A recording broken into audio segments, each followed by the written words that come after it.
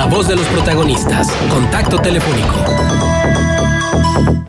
Sergio Negrete es economista y columnista del Financiero. Sergio, un gusto saludarte nuevamente en el estudio. Marcela Pámenes y tu servidor Juan Ceballos.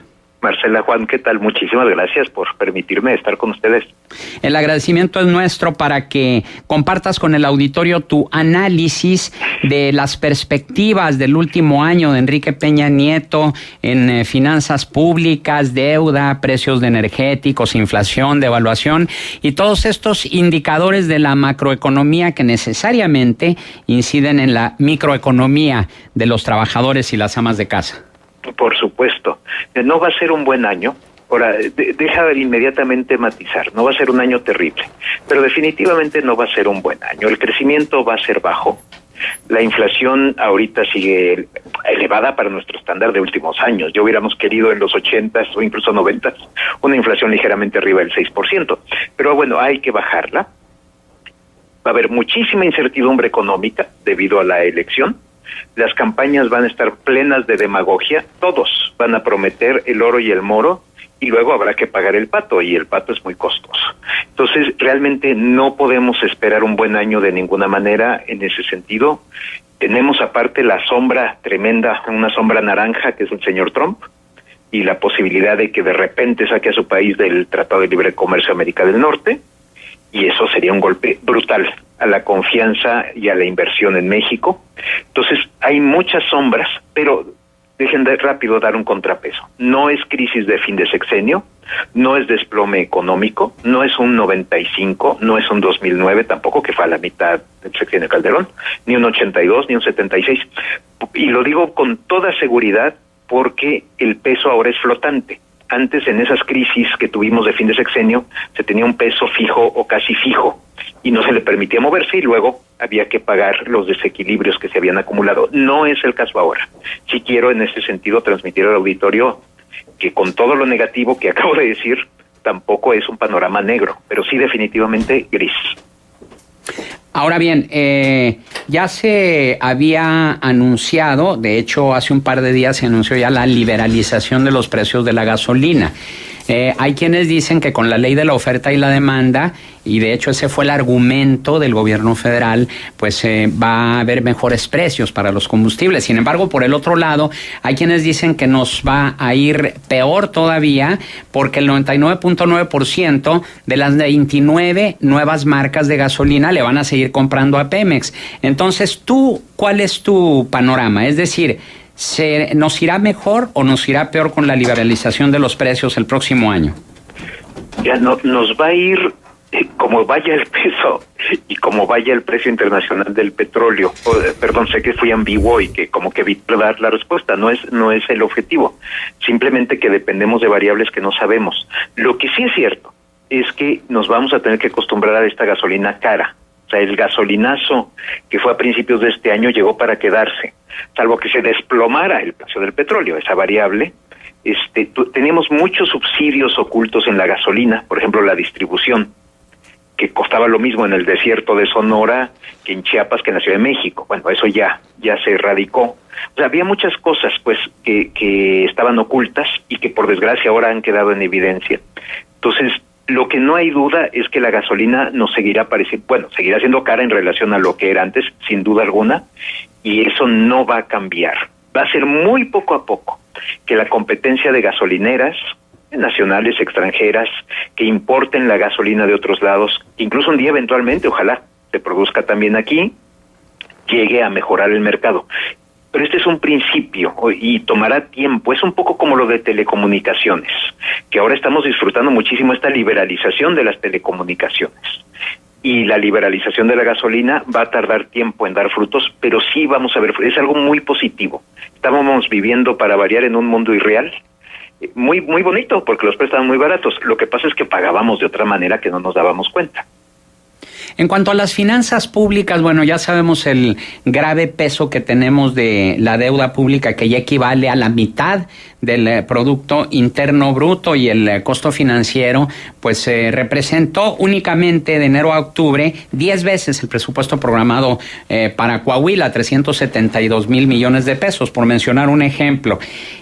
¿Cómo se avisora el panorama para el último año de Enrique Peña Nieto en finanzas públicas? Mira, en ese sentido, qué bueno que me preguntas esto, Juan, porque me permite dar algo positivo dentro de todas las cosas negativas que tengo que mencionar.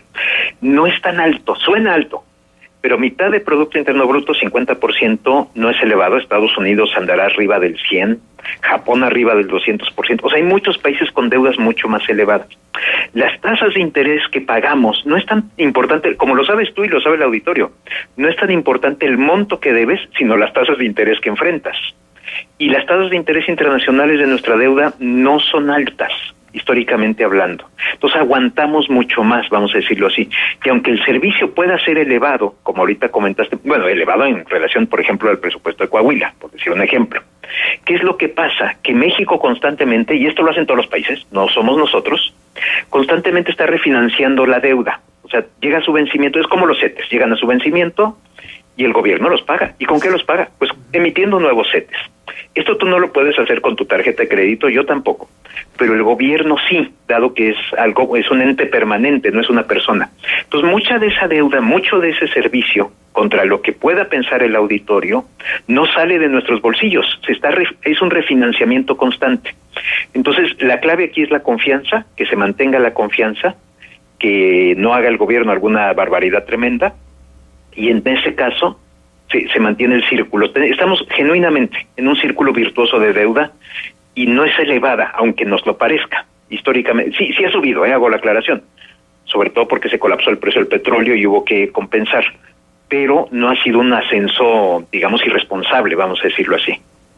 Bueno, hay quienes no coinciden contigo, Sergio, en cuanto a esto del manejo irresponsable, porque, haber incrementado en 12.5% del Producto Interno Bruto la deuda en estos 5 años y haber llegado a los límites que se tienen, pues esos intereses, simplemente los 375,000 millones de pesos que se han pagado de enero a octubre de puros intereses, pues como decíamos, representa 10 veces el presupuesto de Coahuila. Pero mi otra pregunta sería la siguiente, Sergio. Por favor. Ayer el Banco de México, ante el incremento de la inflación de 6.65% anualizado, habló de la posibilidad de un nuevo incremento de las tasas de interés. ¿Qué podrías comentar al respecto? Es que es lo que tiene que ser. No es grato, créeme que no es grato para ningún economista decir estas cosas. Porque sí, te voy a decir el efecto y te lo voy a decir sin ocultarlo. Tú subes la tasa de interés, la gente saca menos préstamos, consume menos, invierte menos, ya no expandes la fábrica como quizá lo estabas pensando, entonces hay menos empleo, hay menos dinamismo en la economía, y eso es lo que se busca paradójicamente, porque entonces ya no hay tanta demanda de productos, de servicios, y los precios ya no suben, la inflación se va para abajo. Y precisamente por eso Banco de México lo está considerando, porque sí es muy importante regresar a una inflación de alrededor de 3%, y ahorita más que la duplica. Entonces es un costo de corto plazo que se tiene que pagar a fin de que volvamos a inflaciones más bajas y entonces regresemos a tasas de interés más bajas. Pero ciertamente en el Inter la medicina es bastante amarga. Yo recuerdo que hace un año también se hablaba de lo mismo, que sí habían incrementado las tasas, pero que para el 2017 se vería una sensible reducción, y vimos que no fue así. ¿Es el mismo pronóstico para 2018 o cómo lo observas tú, Sergio? No, sí, sí coincido en que ahora sí empezarán a bajar, te lo digo ¿por qué? Porque en enero empezará a quitarse el efecto del gasolinazo, a menos que haya nuevos gasolinazos, pero que es una posibilidad. Pero no, sí veo para 2018 una reducción en la inflación, y por lo tanto una reducción en las tasas que sería lenta. Más bien, digamos que volveremos a tasas significativamente más bajas, yo espero a partir de 2019. Ciertamente 18 en ese sentido va a ser un apretón monetario duro por manos, de la Junta de Gobierno, de todo el Banco de México, pero sobre todo el nuevo gobernador Alejandro Díaz de León. ¿Y qué podemos esperar en materia de devaluación, de paridad peso-dólar? Mira, ahí la gran variable es Trump. Y realmente coincido yo con Agustín Carstens, quien ya dejó el Banco de México, ya está en Suiza, y en que él dice, creo que el peso está subvaluado, o sea que vale menos de lo que debería, está barato para el resto del mundo. Yo sí creo que por lo menos debería estar, digamos, entre 17 y 18, quizás si me empujas entre 16 y 17, y está alrededor de 19. Esto es la incertidumbre internacional en torno a México, en torno a Trump, básicamente.